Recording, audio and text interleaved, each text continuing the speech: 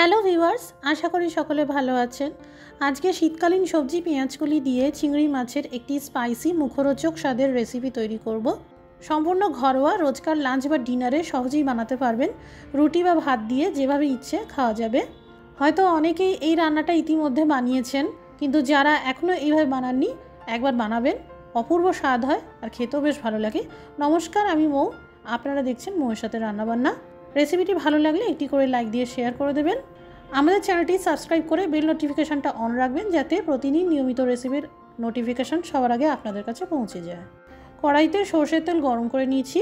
এই রান্নাটা সরষের তেল দিয়ে করলেই ভালো লাগবে। এবার সামান্য করে হলুদ গুঁড়ো মাখিয়ে এই চিংড়ি মাছ ভেজে নেব। এখানে টোটাল 300 গ্রাম চিংড়ি আছে। একটু বড় সাইজের চিংড়ি ব্যবহার করেছি। আপনারা একদম ছোট সাইজের যে চিংড়িগুলো পাওয়া যায় সেটা দিয়েও এই রান্না করতে পারবেন। চিংড়ি মাছ ভাজাতে তেলে একটা ফ্লেভার চলে এসছে। এবার এই একই তেলেই বাকি রান্নাটা করব। ফোড়নে ভেজে নিলাম শুকনো লঙ্কা আর সামান্য কালো জিরে। এবার ভেজে নেব পেঁয়াজ বাটা।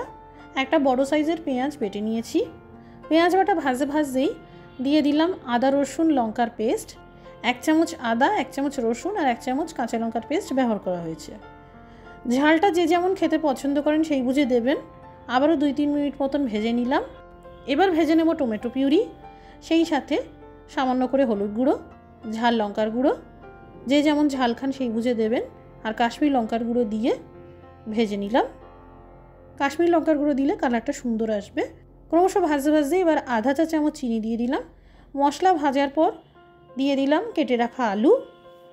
এখানে সবজিগুলো আলাদা করে ছাঁকা তেলে ভাজার কোনো দরকার নেই, তবে যদি কেউ সবজি ভেজে নিয়ে রান্নাটা করতে চান করতে পারেন।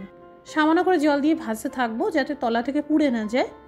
মশলার সাথে আলু 2 মিনিট মতন ভেজে নেওয়ার পর দিয়ে দিলাম কেটে রাখা পেঁয়াজকলি। একই পদ্ধতিতে ক্রমশ নেড়ে ছেড়ে ভেজে নিতে থাকবো।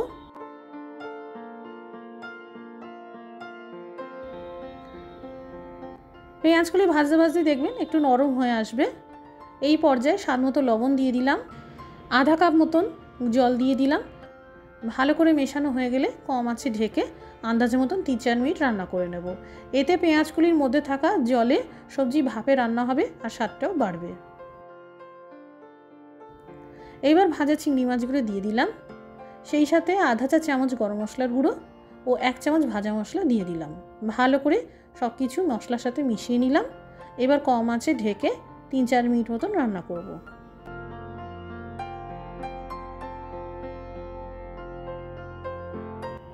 এখানে ভাজা মশলা বানানোর জন্য আস্ত জিরে, আস্ত ধনে, আস্ত মৌরি সমান পরিমাণে নিতে হবে। সেই সাথে তেজপাতা আর শুকনো লঙ্কা সেঁকে নিতে হবে। ঠান্ডা করে গুঁড়ো করে নিলেই ভাজা মশলা রেডি, যা আপনারা সারা বছর সংরক্ষণ করতে পারবেন। তৈরি হয়ে গেল চিংড়ি পেঁয়াজকলির একটি দারুণ স্বাদের রেসিপি। খুবই সহজ এবং ঘরোয়া রেসিপি। বাড়িতে বানিয়ে একবার দেখতে পারেন। এছাড়া বাড়িতে বানালে কেমন তৈরি হলো আমাদের কমেন্ট করেও জানাতে পারেন। আজকের রেসিপিটি দেখার জন্য অসংখ্য ধন্যবাদ। সবাই ভালো থাকুন, সুস্থ থাকুন।